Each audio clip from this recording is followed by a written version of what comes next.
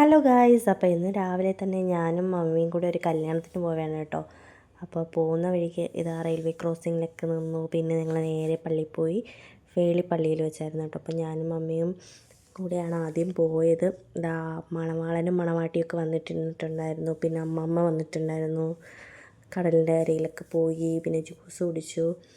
ഞാൻ കുടിച്ചത് പേരക്കയായിരുന്നു കേട്ടോ. അത് ഒരു വൺ ഫ്ലോപ്പായിരുന്നു. അടുത്ത് ഞാനൊരു ഗ്രേപ്പ് ജ്യൂസ് കുടിച്ചു കേട്ടോ. അത് അടിപൊളിയായിരുന്നു. പിന്നെ ചേട്ടൻ വന്ന് ഒരു പാനിപ്പൂരിയൊക്കെ കഴിച്ച് ഞങ്ങളിതാ ഫുഡ് കഴിക്കാൻ കയറി. നല്ല അടിപൊളി ഊണായിരുന്നു കേട്ടോ. മീൻ കറിയും ചിക്കനും ചിക്കൻ സ്റ്റൂവും ബീഫും ഒക്കെ ആയിട്ട് അടിപൊളി ഫുഡായിരുന്നു കേട്ടോ. ഇനി ഞങ്ങൾ വീട്ടിൽ വന്ന് കുറച്ച് കഴിഞ്ഞപ്പോൾ ഇത് അന്നച്ചേച്ചി വന്നിട്ടുണ്ടായിരുന്നേ. അപ്പോൾ ഞങ്ങൾ അയ്മൂട്ടിനെയും റേച്ചലിനെയും വിളിച്ച് നേരെ ആക്കുളം പാർക്കിലേക്ക് പോയിട്ടോ.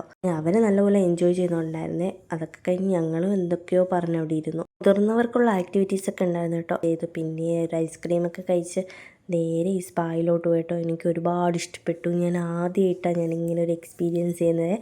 പിന്നെ അവർ രണ്ടുപേരും ഇതാ കുറേ ആക്ടിവിറ്റീസൊക്കെ ചെയ്തു. കുറച്ച് പേടിയൊക്കെ ഉണ്ടെങ്കിലും നമ്മൾ കൊടുക്കുന്ന പ്രോത്സാഹനമാണല്ലോ അവർക്കത് ചെയ്യാൻ പറ്റുന്നത്.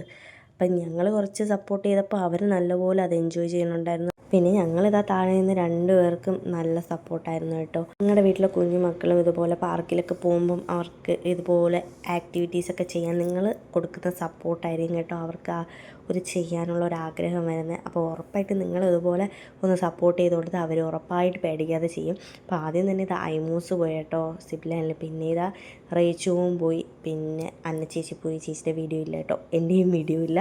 അപ്പോൾ ഞങ്ങളെല്ലാവരും കയറി. ഞാൻ ആദ്യമായിട്ട് ആ സിപ്പ് ലൈനിലും കയറി. അപ്പോൾ അതൊക്കെ കഴിഞ്ഞ് ഞങ്ങളിതാ ഒരു ബ്രൗണിയൊക്കെ കഴിച്ച് നേരെ വീട്ടിലേക്ക് പോയി. അപ്പോൾ ഇന്നേക്ക് ഇത്രയേ ഉള്ളൂ. Tata bye.